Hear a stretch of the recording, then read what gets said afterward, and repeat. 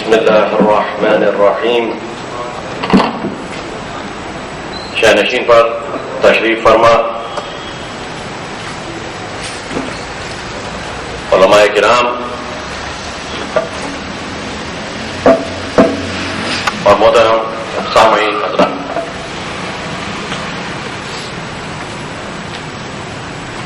سال گزشتہ بھی ہم نے یہ تقریب منعقد کی تھی جو میں سمجھتا ہوں کہ شاید 1982 میں جب امامیہ ارشاد نے علامہ ذیشان حیدر جوادی مرحوم کو دعوت دے کر بلایا تھا، جس میں مولانا ڈاکٹر شوکت علی مرزا نے بہت ہی فعال کردار اپنایا تھا. اس وقت میں سمجھتا ہوں ان کا سن 20 سال کا تھا ہوگا لگ بھگ، اور میں بھی اسی انجمن کا ایک حصہ تھا. نہیں گیا تھا اس وقت، اور آغائے ذیشان حیدر جوادی کا آنا اور ان کا مجھے انکریج کرنا سبب بنا کہ مجھے میری والدہ نے اجازت دی کہ میں جاؤں، ورنہ ان کا یہ تھا کہ تم نے پڑھ لکھ لیا ہے، یہیں پر زندگی گزار سکتے ہو، کچھ کر سکتے ہو، پڑھنا ہے دین تو یہیں پر پڑھ لو، مت جاؤ. مگر اس سلسلے میں کیونکہ علامہ مرحوم تشریف لائے تھے اور اپنی تقریر میں بتلایا تھا کہ علم دین کہتے کسے ہیں، تو وہ سبب بنا کہ میں جا سکا، پڑھ سکا اور 2-4 جملے سیکھ کر واپس آ سکا. شوکت بھائی نے ایک بہت ہی بڑا جو مسئلہ پیش کیا کہ آغائے فاضل لنکرانی سے ملاقات ہوئی جب میں میں تھا. آغائے فاضل لنکرانی آیت اللہ العظمیٰ آغائے نجفی کے داماد تھے اور تقریباً 8 سال سے وہ حج پر درس خارج دے رہے. 8 سال سے وہ فقط ایک کتاب حج، جو اگر صفحات میں دیکھیں تو وہ 8 سے 9 صفحے سے زیادہ کی کتاب ہماری مین کتابوں میں نہیں ہوتی. وہ 8 سے 9 صفحے کی اگر آپ لما لے لیں تو 8 سے 9 صفحے سے زیادہ کتابیں حج نہیں ہوگی. شرح لما میں زیادہ، لما میں تو اس کتاب کو جو 8 یا 10 صفحے فقہ کی متن بنتا ہے اس کو وہ 7-8 سال سے تو پڑھا رہے تھے. تو اس میں ہوتا یہ ہے کہ ایک مسئلہ تقریباً 2 مہینے یا 2.5 مہینے چلتا ہے. تو علماء جو وہاں پر بنتے ہیں اس حد تک کہ ایک اسپیشلائزیشن کو لے کر آگے بڑھتے ہیں کہ اور ان کی جو توجہ ہوتی ہے وہ اس لیے ہوتا ہے کہ بیس وہاں پر ہو یا نجف اس طریقے کی وسیع بیس بن چکی ہے کہ جہاں کے اوپر سپر اسپیشلائزیشن ممکن ہو سکتا ہے. ہمارے پاس وہ سپر اسپیشلائزیشن کی آج ضرورت نہیں ہے. کیوں ضرورت نہیں ہے اور کس چیز کی ضرورت ہے، اس موقع پر میں کوشش کروں گا کہ اس پر کچھ نظر ڈال سکوں. انسان کو جب شعور حاصل ہوتا ہے تو وہ اپنے بارے میں مجموعی طور پر 2 نظریے قائم کر سکتا ہے. انسان جب شعور حاصل کرتا ہے، اپنے آپ کو دیکھتا ہے، بچپنا گزر گیا، جوان ہو گئے، تھوڑے اور دنیا کو ادھر ادھر دیکھا، تو مجموعی طور پر 2 نظریے اس کے سامنے آتے ہیں کہ وہ اپنی زندگی کو کیسے آگے بڑھائے. ایک اس میں سے کہ خود کو محور بنا لے، زندگی اپنے آپ کو محور بنا کر گزارے، خود کو، اپنی زندگی کو، اپنے کو محور بنا لے، مرکز بنا لے اور اپنے آپ کو دیکھ کر زندگی گزارے. دوسرا نظریہ یہ ہو سکتا ہے کہ اپنے خالق کو اپنی زندگی کا محور بنائے. یہ 2 الگ الگ راستے بناتا ہے، یہ 2 الگ الگ طریقے بنتے ہیں. اب جب انسان خود کو محور بنا لے، اس کی زندگی میں ہر وہ منفعت جو اس کے لیے وہ صحیح سمجھتا ہے اس کے حساب سے وہ عمل کرے گا. حلال اور حرام کا تصور کوئی حقیقت اس کے لیے نہیں رکھے گا. لذت جو اس کو پسند آئے گی وہ حلال، اور جو پسند نہیں آئے گی اس کو حرام کی طرح تصور کرے گا. اپنے آپ کو کیونکہ محور بنایا ہے اور جانتا ہے کہ اس کی زندگی کے چند سال ہے، موت اس کی فنا کا سبب ہے، بقا کا سبب نہیں ہے، تو زندگی ایسی بناتا ہے کہ جتنا موقع مل جائے اس سے زیادہ دنیاوی طور پر اپنے آپ کو آرا دنیا میں لذتوں کا انبار اپنے لیے اکٹھا کر کر زندگی گزارے. یہ ایک زندگی کا طریقہ. اس میں وہ یہ کوشش کرتا ہے کہ زیادہ سے زیادہ لوگ میری تعریف کریں, میں مشہور ہو جاؤں, اپنے آپ کو پیش کرتا جاؤں. تقریباً اگر اس کی زندگی کا اگر ہم خلاصہ لے لیں تو آج کا فلمی اداکار یا کھلاڑی یا سیاست کا کھلاڑی, تو یہ پورے کے پورے کھلاڑی جو آپ کو دکھ رہے ہیں یہ سب کے سب وہی محور پر ٹکے ہوئے ہیں کہ یہ زندگی ہماری زندگی ہے, اس کو ہم زیادہ سے زیادہ کیسے مزین کر سکیں. اور ایسے لوگوں کو اپنے آپ کو پیش بہتر سے بہتر کرنے کے لیے ہزاروں لوگ لگے رہتے ہیں. میک اپ آرٹسٹ سے لے کر فوٹوگرافر تک, اسکرپٹ رائٹر سے لے کر ایڈورٹائزمنٹ ایجنسیز, کیونکہ ان کے بڑے ہوتے ہوئے بتلانے کے نتیجے میں ان کی درآمد منحصر ہے. آج ہمارا انسان, میں شہر حیدرآباد کی بات کر رہا ہوں, یہ خود محور لوگوں کی طرف نظر کر کر زندگی گزار رہا ہے. اس کو احکام حج جس کو ابھی پیش کیا ہے مولانا شوکت علی مرزا صاحب نے, اس کو اس کا کوئی خاص مقصد نظر نہیں آتا. ہم اپنے دین کو اپنے دنیاوی کاموں کے تابع کر لیے ہیں. آج جو شخصیتیں ہم کو جذب کرتی ہیں, کھینچتی ہیں, ٹیلی ویژن کے ذریعے سے, فلموں کے ذریعے سے یا انٹرنیٹ کے ذریعے سے, یہ خود محور شخصیتیں ہیں کہ جو اپنے آپ کو پیش کرتی ہیں یا لوگ ان کو پیش کرواتے ہیں. وہ اتنے بڑے ہو گئے ہماری نظروں میں کہ ان کے علاوہ کوئی اور چیز ہم کو متاثر نہیں کرتی. میں یہ اس عنوان سے بول رہا ہوں کہ 1982 کی وہ مجلس مجھے یاد ہے, وہ تقریر علامہ مرحوم کی یاد ہے کہ جہاں پر عنایت جان کی جوڑی بھر گئی. آج اس خود محوری کے دور میں آغا صدر کو یاد کرنے والے لوگوں کی قلت نظر آ رہی ہے. ہم کہاں ان قلت فقلت جو ہم قم میں پڑھتے ہیں کہ اگر تم یہ کہتے ہو تو وہ, یا تحمل جب جیدن, تم بہت ہی غور سے اس کو سوچو اور سمجھو, یہ سب الفاظ ہی رہ گئے ہیں, ابتدائی محور سے ہٹ چکے ہیں. آج دین ہمارے لیے ایک افسانہ اور افسانہ دین بن چکا ہے. دین ہمارے لیے افسانہ اور یہ افسانے دنیا پروری کے, دنیا پرستش کے, یہ حقیقت بن گئے ہیں. ہمارے واسطے وہ علماء کہ جنہوں نے زندگی کی بنیادوں پر کام کیا ہے, ان کی حیثیت اتنی ہو گئی ہے کہ ہمارے پاس اتنے ہی لوگ جمع ہو سکتے ہیں. آج اگر ہماری یہی بستی میں کوئی مشہور گانے والا آ جائے یا کوئی مشہور ناچنے والا آ جائے, آج بہت زیادہ لوگ پیسے دے کر جمع ہو جائیں گے. جھوٹ کیوں بولوں؟ ایک شہید, اور وہ بھی ایسا شہید کہ جس نے اپنی شہادت کو پسند کیا, چنا, اختیار کیا شہادت. کوئی سڑک پر مارا ہوا شہید نہیں ہے, کسی دور سے گولی مار دے. اس شہید کی بزرگی اور بلندی یہ ہے کہ شہید نے اپنے, اب یہاں پر میں کہہ رہا ہوں کہ یہ شہید کی اہمیت کیا ہے, اس شہید نے اپنے خالق کو اپنی زندگی کا محور بنا. جب انسان اپنے خالق کو اپنی زندگی کا محور بنا لیتا ہے تو اب اس کو خود نمائی کی ضرورت نہیں ہوتی ہے. خود ہی جب مرکز پر نہیں ہے, اس کی پوری کوشش ہوتی ہے کہ میری زندگی کسی کی مقصد کی تابع ہے. وہ اپنے مقصد کو اپنے خالق میں ڈھونڈتا ہے. کیوں کر خالق نے پاکر صدر کو عراق جیسی جگہ پر ایسی کیفیت میں پیدا کیا, جب اسے پتا چلتا ہے کہ میری ذہنی صلاحیتیں یہ ہیں, تو وہ اپنی پوری تمام توانائی لگا دیتا ہے تاکہ وہ چیزیں, وہ کارنامے ہم وجود میں لائے کہ جس کو ہم آج اقتصاد ہونا یا فلسفت ہونا یا فضل کی تاریخ کا سلسلہ یا حدوث المنطق یا فلسفہ, یہ کتابیں جو مختلف طریقوں سے انہوں نے لکھی ہے, یا تفسیر موضوعی. کچھ کتابوں کو ترجمہ کرنے کا مجھے بھی شرف حاصل ہوا ہے عربی سے آغا کیا, اور کچھ کتابوں کے حصوں کو تو میں نے کیسٹ سے بھی ترجمہ کیا ہے. تو جانتا ہوں کہ کس مشقت اور محنت کے ساتھ وہ کام کیا گیا اسلام میں اسلامی شعور کو بیدار کیا جائے.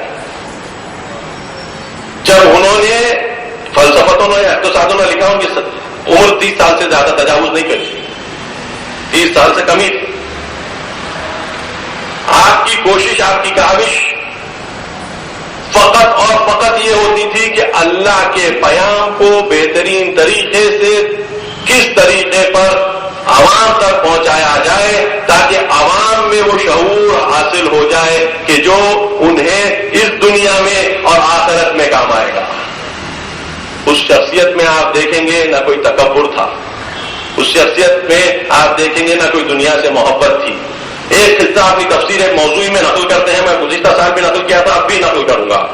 کہتے ہیں کہ ہماری زندگی کیا، ہماری زندگی کی بساط کیا، ہماری زندگی کتنی وسیع ہو سکتی ہے.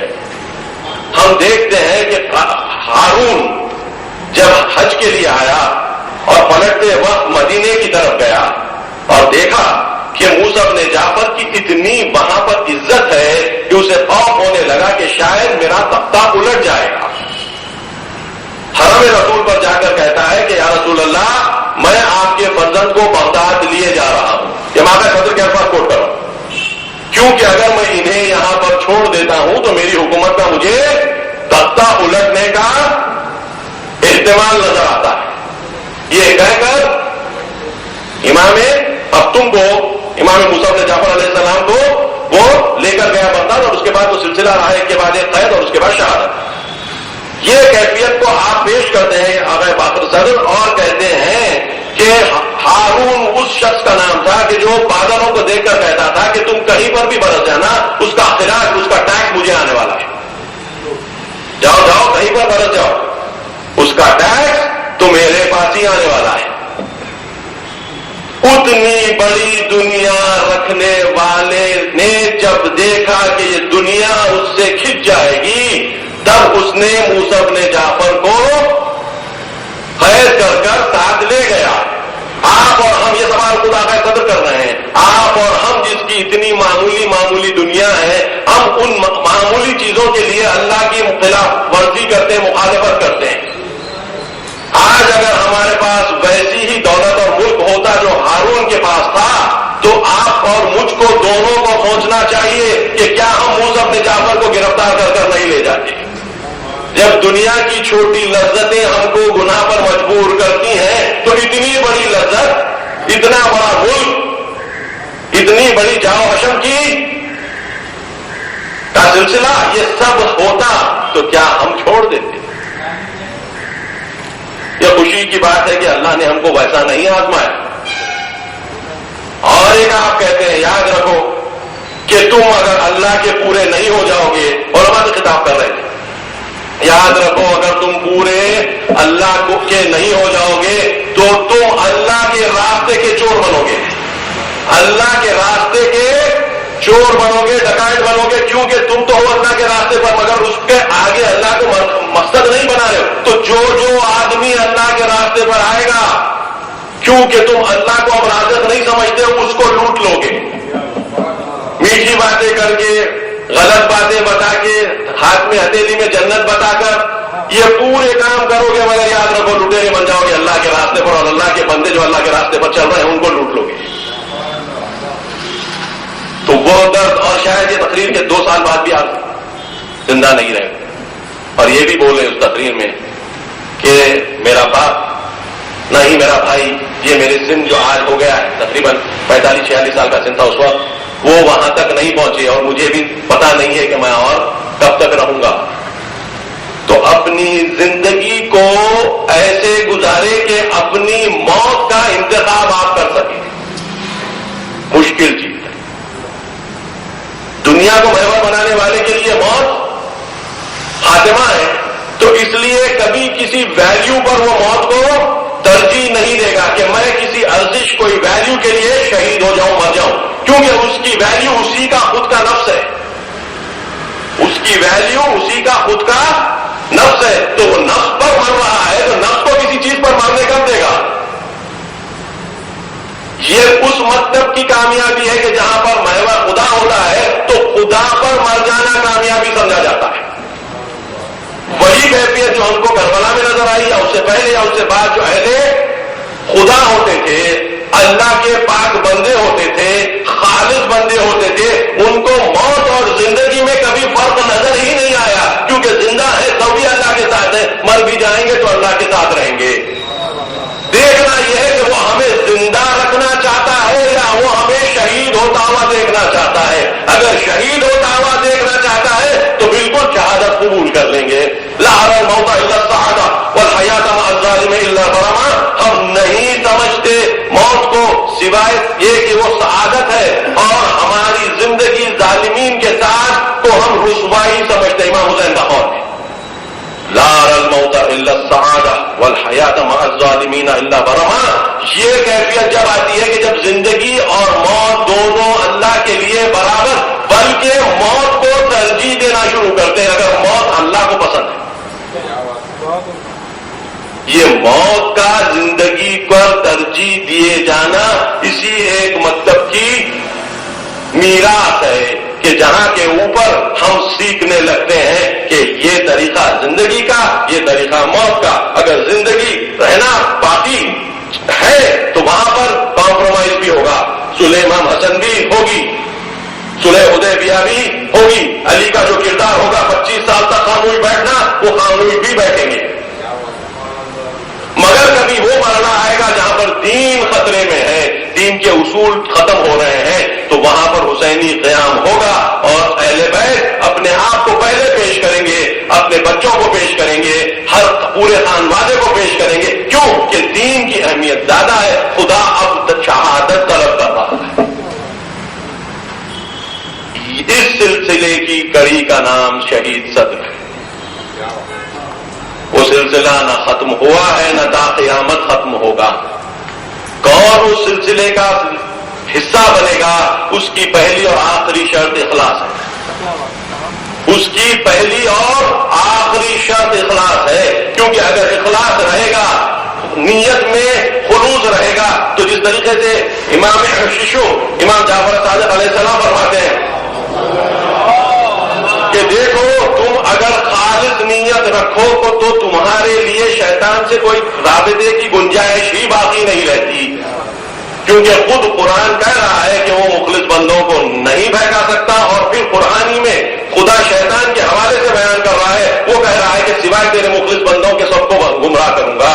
تو اگر تم اخلاص کو اپنی زندگی کا مقصد بنا لیتے ہو تو شیطان جیسے ہو یا نہ ہو تمہارے لیے اس کا وجود نہیں ہے، مگر اگر تم اخلاص کے دائرے سے باہر نکلے تو تمہارا اس سے سروکار ہو جائے گا، اس کے دائرے میں وہ اہل فن ہے، تم کو وہاں پر شکست دینا اس کے لیے بہت آسان ہے، اور تمہارے اطراف اللہ کا حصار نہیں رہے گا۔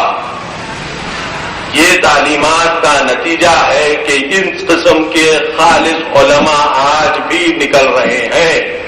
آج بھی اگر آپ دیکھ رہے ہیں، آج ہم لبنان میں دیکھتے ہیں کہ لڑنے والے کون تھے؟ آیا اس مکتب کے لوگ نہیں تھے، شاید ان کے پاس اتنی کتابیں نہیں ہوں، مگر جب آگ برس رہی تھی آسمان سے، اسرائیل اپنے سب سے اعلیٰ ہتھیار لے کر چھوٹے سے منطقے پر حملہ کر رہا تھا، اس منطقے سے ایک گز پیچھے نہیں ہٹ کر اسرائیل کی فوج کو، کہ جو ایک ایک دن میں 200 کلومیٹر چلی جاتی تھی، اس کو ایک گز آگے بڑھنے نہیں دینا۔ آیا یہ اس کی دلیل نہیں ہے کہ وہاں پر ٹھہرے ہوئے لوگ اللہ کو محور سمجھ کر ٹک گئے تھے؟ کأنہم بنیان مرصوص، جیسے کہ وہ سیسا پلائی ہوئی دیوار ہو۔ ہم کو علماء کی بھی ضرورت ہے، ہم کو چیالوں کی بھی ضرورت ہے، ہر کو اپنے اپنے کام کرنے کی ضرورت ہے۔ ہم کو سپر اسپیشلائزیشن کی ضرورت اس لیے نہیں ہے کہ آج انٹرنیٹ کے ذریعے سے آپ 5 منٹ میں کوئی مشکل سے مشکل سوال سپر اسپیشلائزیشن کی لیول کا، چاہے وہ فقہ کا ہو یا اصول کا ہو، آپ فوراً کا فوراً منٹوں میں دریافت کر سکتے ہیں۔ اگر یہاں پر کوئی عالم بیٹھ کر 8 سال تک فقہ کے مسائل خالی اگر حج کے کام کرنے لگے گا تو اس کا فائدہ ڈپلیکیشن ہوگا، وہاں پر بھی وہی کام ہو رہا ہے، یہاں پر بھی وہی کام ہو رہا ہے۔ یہاں کا کام الگ ہے، وہاں کا کام الگ ہے۔ وہ ایک مرکز ہے جہاں پر سپر اسپیشلائزیشن کا کام اور نیچے کے لیول کا کام ہوگا۔ ہمارے پاس عملی کام کی ضرورت ہے، تھیوری ہمارے پاس ہے، مگر جب بیسک تھیوری کا پہلا قدم ہی ہمارے پاس صحیح نہ پڑا ہو، محور خود بن گئے ہو، نام امام کا بھی لے رہے ہیں، مولا کا بھی لے رہے ہیں، رسول کا بھی لے رہے ہیں، قرآن کا بھی لے رہے ہیں، اللہ کا بھی لے رہے ہیں۔ مشرکین مکہ اللہم کا لفظ استعمال کیا کرتے تھے، اللہم کا مطلب یہ آتا۔ مشرکین مکہ سے جب پوچھا جاتا ہے قرآن کیا ہے، تب ان سے پوچھا جاتا ہے کہ تمہیں کس نے خلق کیا، تو کہتے ہیں اللہ نے۔ پھر بت پرستی کیوں کہتے ہو؟ پھر قرآن کہتا ہے لا نعبد الا خلقنا الی اللہ زلفا الی اللہ زلفا، ہم ان کی عبادت نہیں کرتے مگر یہ کہ وہ اللہ سے قریب کرتے ہیں ہم کو۔ تو یہ اللہ بولنے والے مشرکین کیا کر سکے تھے؟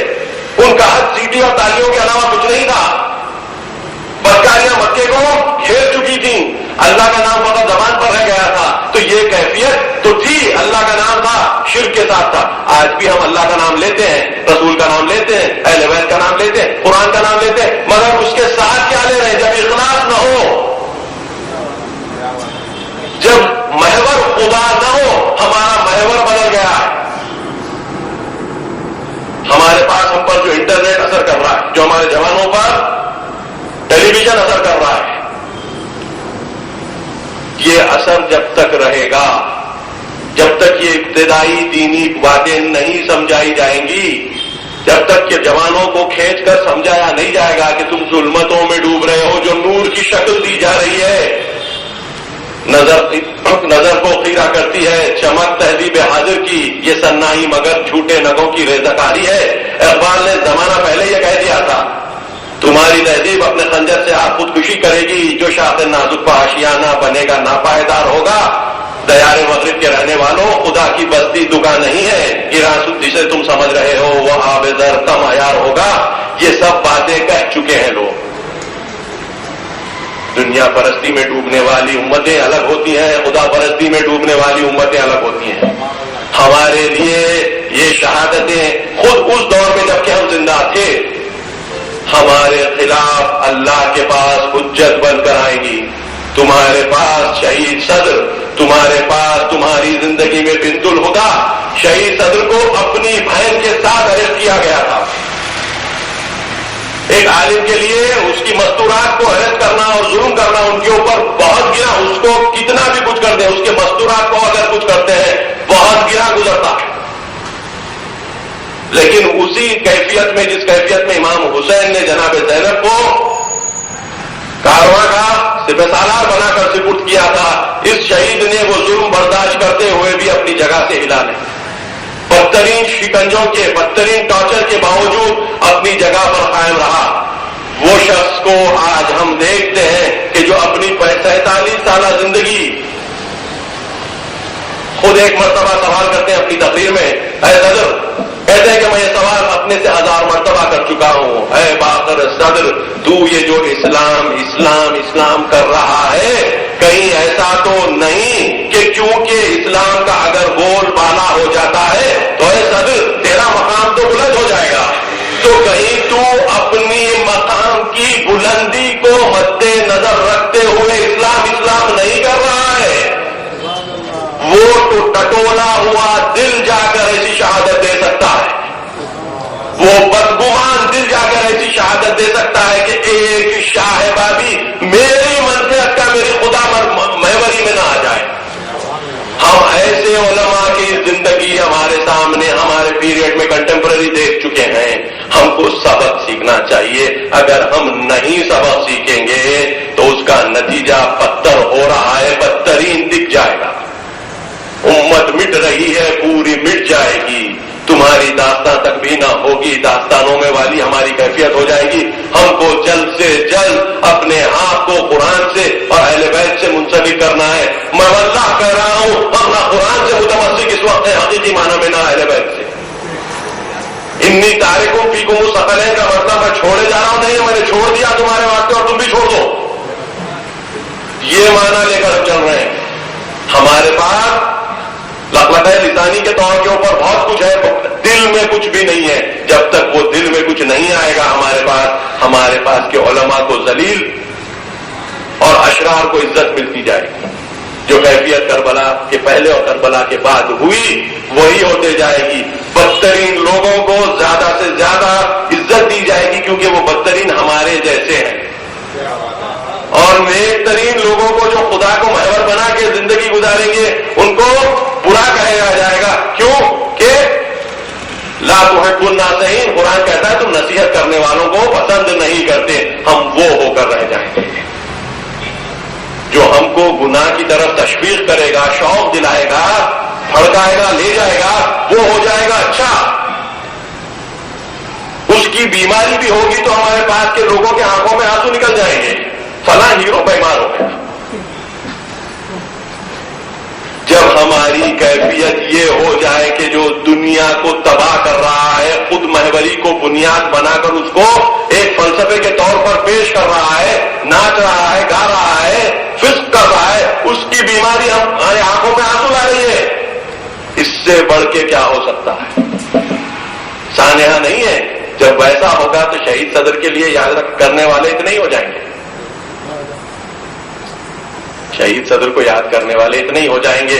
بڑا پرابلم ہے, بڑی مشکلات ہیں, ہمت نہیں ہارنا چاہیے. جتنا بھی خیر ہو رہا ہے وہی بہت بڑی چیز ہے, اور کوشش اگر کریں گے تو لا تقنطوا من رحمت اللہ, اللہ کی رحمت سے مایوس نہ ہو, وہ کوشش چلتی رہے. اور ایسا ایک دن آئے گا انشاءاللہ ہندوستان میں بھی علم کا, فکر کا چراغ اور روشن ہوگا, اور عوام میں وہ ذہن, وہ فکر جو اس وقت ہم ایران میں یا لبنان میں یا کچھ حد تک حتی عراق میں دیکھ رہے ہیں وہ یہاں پر بھی نظر آئے گی. وآخر دعوانا الحمدللہ رب العالمین.